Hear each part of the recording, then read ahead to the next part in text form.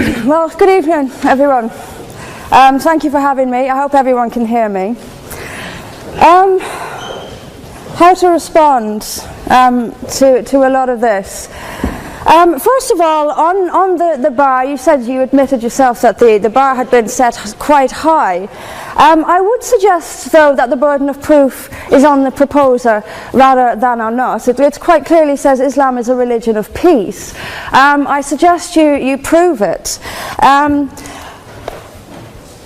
We've also been told here tonight when we opened that this debate must take place in the real world. Well, absolutely, yes, it must. It must take place in the real world.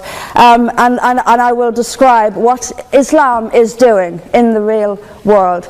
We can sit and we can debate theocracy day in, day out. We will never agree. We can debate, is there a God, isn't there a God, is the Quran real, isn't it? None of it actually matters. What matters is what happens in the real world, as my opponent quite rightly said. My side of the argument is regularly told that we've heard it again tonight, we were described somewhat as hate. We were told that we are demonizing Islam, whipping up fear of Islam. Not the first time I've been accused of this, probably won't be the last. But let me just say, and let's take this into the real world as we've been advised to do. Let me tell you what actually whips up fears of Islam. We take it from the top: 9/11, the London Underground bombings, Madrid, Mumbai, Mali, Bali, northern Nigeria, Sudan, Afghanistan, Saudi Arabia, Iran, Yemen, Pakistan, death for apostasy, death for blasphemy, death for adultery, death for homosexuality, gender segregation, gender discrimination, unequal testimony between men and women in legal proceedings, child marriage, amputations, beheadings, imprisonment for being raped, anti-Semitism, burqas, execution, as I've said, for this, that and the other, the slaughter of Theo van Gogh on the streets of Amsterdam, death threats on the streets of London, butcher those who insult Islam, Muslim patrols in East London telling people they are entering Sharia control zones, polygamous marriages, marriage not requiring the consent of the bride. This is what causes fear of Islam. It is not me, it is not my colleagues on this side. Point of information on that point. If Islam and Muslims are responsible for the Muslim patrols, I'm not finished. I'm not. No, I'm not. I mean, let me speak on. But the point is that it is not I or my fellow debaters on this side who are causing fear of Islam. It is the actions of Muslims that are causing fear of Islam. That is the real world. That is where we actually live. Then we'll be told that this is just the extreme fringe of Islam. Well, let me have a look at Saudi Arabia. Saudi Arabia is the birthplace of Islam, the custodian of its holy sites. In Saudi Arabia, a woman is not allowed to drive. She is not allowed to leave the house without a mahram. She is not allowed to vote, although they've been incredibly generous by allowing some votes in the next elections. This is apparently the extreme fringe of people are executed for blasphemy, executed for apostasy. In Saudi Arabia, the birthplace of Islam, we'll be told that's the extreme fringe of Islam. No, it is not. Calling Saudi Arabia the extreme fringe of Islam is like calling the Vatican the extreme fringe of Catholicism. Sorry, it just doesn't work. Then we'll be told that we've misunderstood. Violent Muslims have misunderstood. Saudi Arabia has misunderstood. Iran, which stones people to death for adultery, has misunderstood. Yemen, which marries children at the age of 9, has misunderstood. Has there ever been a more spectacularly misunderstood religion than Islam? It seems that these nations who apply it as their laws, nations which have the Quran as their constitution, innumerable nations, where there is no free speech, where there is no freedom of religion, they've all got it wrong. They've all got it wrong. It's quite a spectacularly misunderstood religion.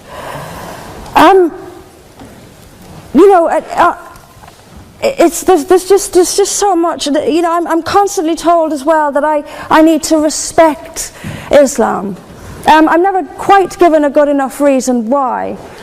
I am under no greater obligation to respect Islam than I am any other beliefs. I'm under no more obligation to respect a woman oppressed in the name of Islam than if she is oppressed by the BNP or anyone else. I am under no obligation to make compromises with an ideology I simply don't see as peaceful. Why don't I see it as peaceful? Because of the evidence. If I look around the world and I see the countries where Islam calls the shots, all I see is brutality and violence imposed by the state. We were told that peace is not just the absence of violence but the presence of justice. Absolutely. I do not see how in a nation where, as the only woman here, I have some particular issues with the way women are treated in Islamic states. Now you can argue that they've got it wrong. Tell them that, because they seem to think that's what it is. Yes, I mean there's so much to say about it, but is there a peaceful Islam? Yes, there is. It's in the hearts of peaceful Muslims. Unfortunately, though, there's also a rather more objective Islam, and peaceful Muslims have to do some really rather creative interpretation, like the command to beat her. I've seen Muslim women. I didn't stand up for you. Well, I didn't. So if you could just have it. But I knew this would happen. I knew this would happen, by the way. I knew this would happen. What I'm saying is completely controversial and will be booed and shouted down, and I have no doubt my colleagues the same. I knew this would happen. You say anything negative, you'll get the boos. I'm actually going to leave it there. But I will finish just by saying this. There are hundreds of millions of peaceful Muslims. That is a fact. But that does not mean that Islam itself is peaceful. Peaceful Muslims interpret verses of the Quran so almost beyond recognition. It's reinterpreted, like the command to beat her. It's there in the Quran, and I've seen Muslim women try to dance around it. They put words in there that simply aren't there. That's what it says. It says beat her. And in the countries where the Quran calls the shots, that is exactly what they do. This is not peace. This is not justice. Islam is not a religion of peace, as the evidence shows us. Thank you. Thank you very much, Mr. President. Ladies and gentlemen, good evening. Assalamu alaikum. Lovely to see you all here tonight. We are having a very entertaining night, are we not, with some very interesting things being said from the other side of the house tonight. Let me begin by saying, as a Muslim, as a representative of Islam, I would consider myself an ambassador for Islam, a believer in Islam, a follower of Islam and its Prophet. So in that capacity, let me begin by apologizing to Anne-Marie for the Bali bombings. I apologize for the role of my religion and me and my people, for the killing of Theo van Gogh, for 7/7. Yes, that was all of us. That was Islam, that was Muslims, that was the Quran. I mean, astonishing claims to make in the very first speech tonight, on a day like today, where the Conservative Prime Minister of the United Kingdom is having to come out and point out that these kind of views are anathema. And I believe you're trying to stand for the Labour Party to become an MP in Brighton. If you do, and you make these comments, I'm guessing you'll have the whip withdrawn from you, but then again, UKIP's on the rise, they'll take you, the BNP, they might have something to say about your views. This is what Mehdi Hassan always does. By the way, just on a factual point, since we heard a lot about the second speaker, about how backward we Muslims all are, on a factual point, you said that Islam was born in Saudi Arabia. Islam was born in 610 AD. Saudi Arabia was born in 1932 AD. So you were only 1,322 years off. Not bad? Not bad start there. Talking of maths, by the way, a man named Al-Khawarizmi was one of the greatest mathematicians of all time, a Muslim, worked in the golden age of Islam.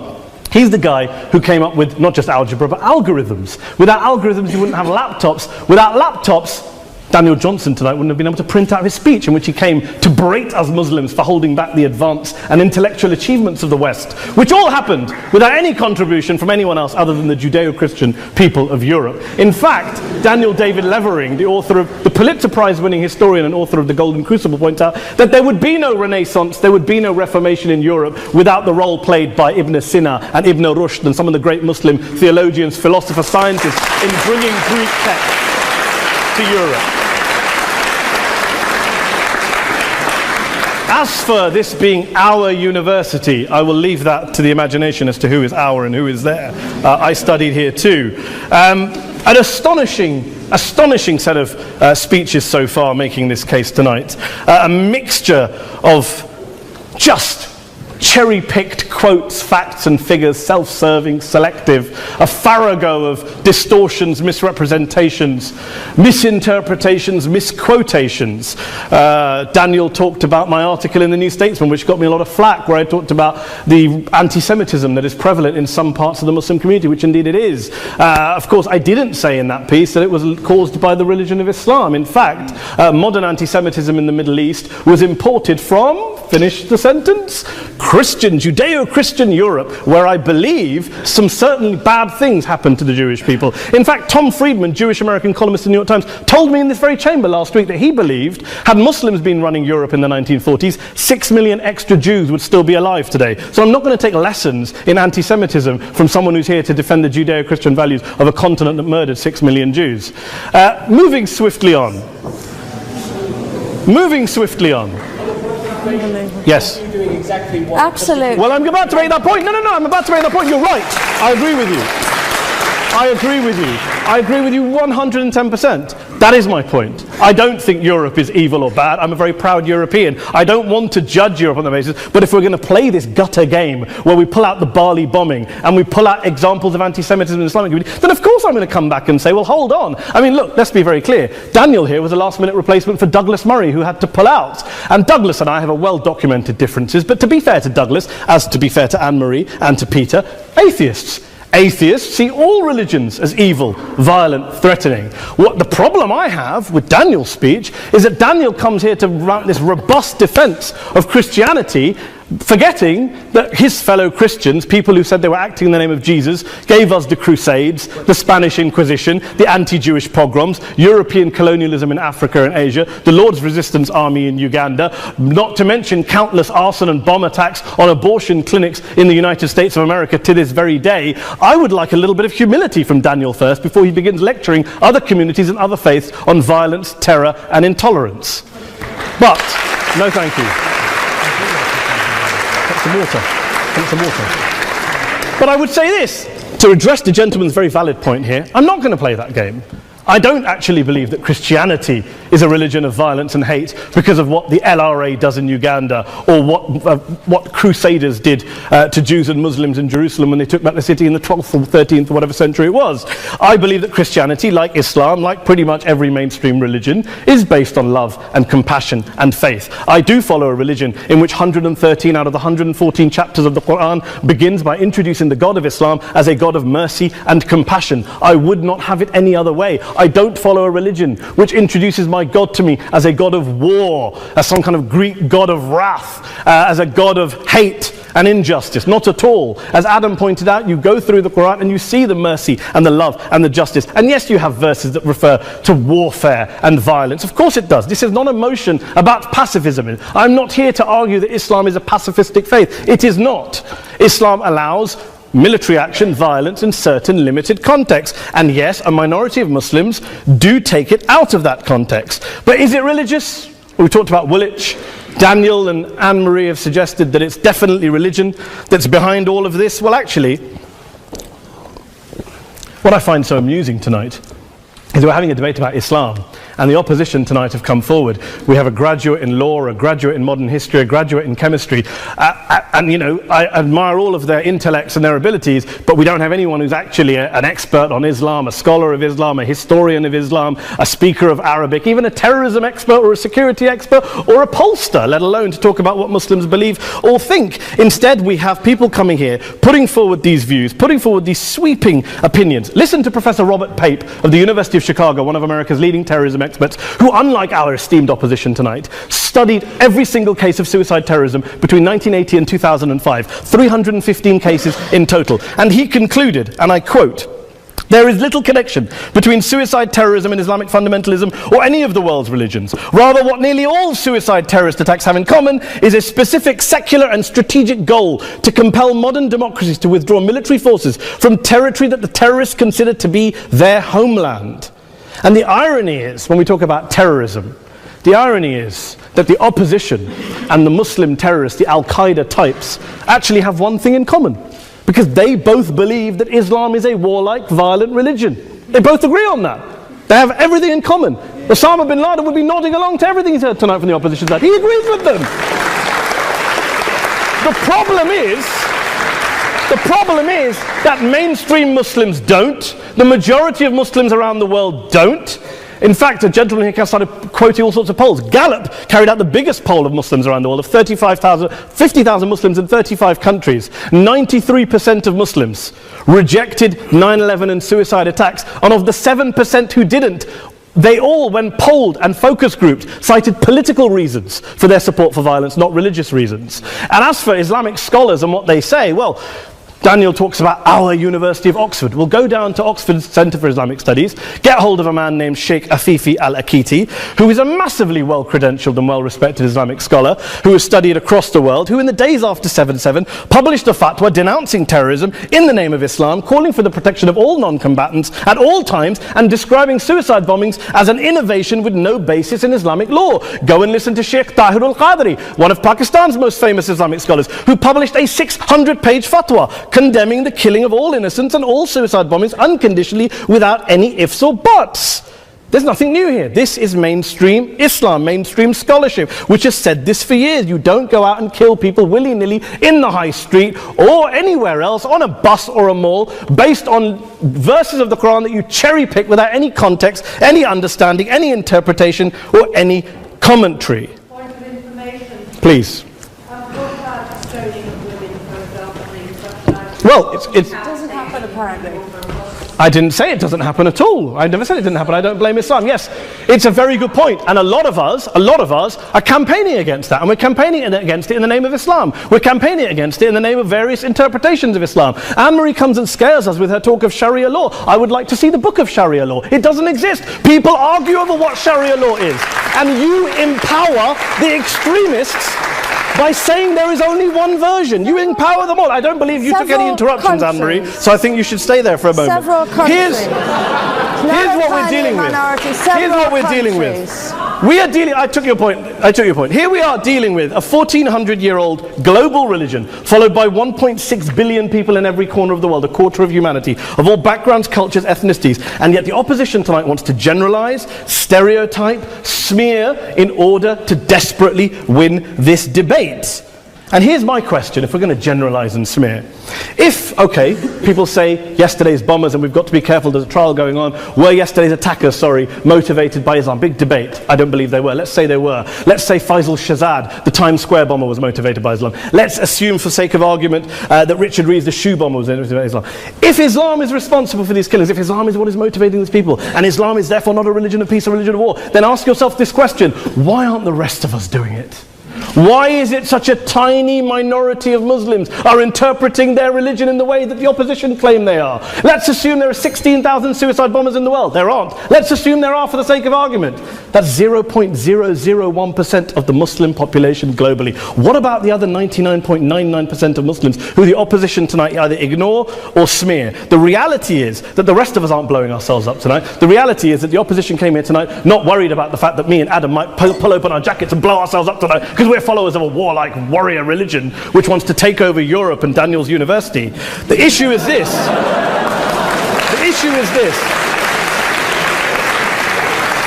Unless the opposition can tell us tonight, and Peter Atkins is here, one of our great atheist intellectuals, can tell us tonight, can answer this question tonight: why don't the vast majority of Muslims around the world behave as violently and aggressively as a tiny minority of politically motivated extremists? Then they might as well give up and stop pretending they have anything relevant to say about Islam or Muslims as a whole. Ladies and gentlemen, let me just say this to you. Think about what the opposite of this motion is. If you vote no tonight, think about what you're saying the opposite motion is. That Islam isn't a religion of peace, it's a religion of war, of violence, of terror, of aggression. That the people who follow Islam, me, my wife, my retired parents, my 6-year-old child, that 1.8 million of your fellow British residents and citizens, that 1.6 billion people across the world, your fellow human beings, are all followers, promoters, believers in a religion of violence. Do you really think that? Do you really believe that to be the case? They say that in the Oxford Union, the most famous debate was in 1933 when Adolf Hitler looked out for the result of the King and Country motion, where they voted against fighting for King and Country, and Hitler was listening out for the result. Well, tonight, 80 years on, there are two groups of people around the world who I would argue are waiting for the result of tonight's vote. There are the millions of peaceful, non-violent, law-abiding Muslims both in the UK, Europe, Asia, Africa and beyond, who see Islam as the source of their identity, as a source of spiritual fulfillment, of hope, of solace. And there are the phobes, the haters, the bigots out there who want to push the clash of civilizations, who want to divide all of us into them and us and ours and their. Ladies and gentlemen, I urge you all not to fuel the arguments of the phobes and bigots. Don't legitimize their divisions. Don't legitimize their hate. Trust those Muslims who you know, who you've met, who you hear, who don't believe in violence, who do want you to hear the peaceful message of the Quran as they believe it to be taught to the majority of Muslims. The Islam of peace and compassion and mercy. The Islam of the Quran, not of Al-Qaeda. Ladies and gentlemen, I beg to propose this motion to the House. I urge you to vote yes tonight. Thank you very much for your time.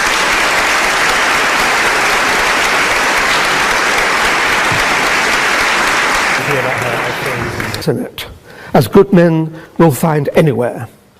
But we, through examples of the behavior that Islam inspires and often condones, and by seeking to show that Islam has an intrinsic fault, long for Islam 2.0. Islam 2.0, Islam's enlightenment, will have an emphasis on humanity, subtlety, harmony, and reason, and be virtuous. On that point, this evening, though, you are judging Islam 1.0, not Islam 2.0. By opposing the motion, you will be encouraging the emergence of what most of humanity really longs for, but which does not yet exist. Please, for the sake of humanity, oppose.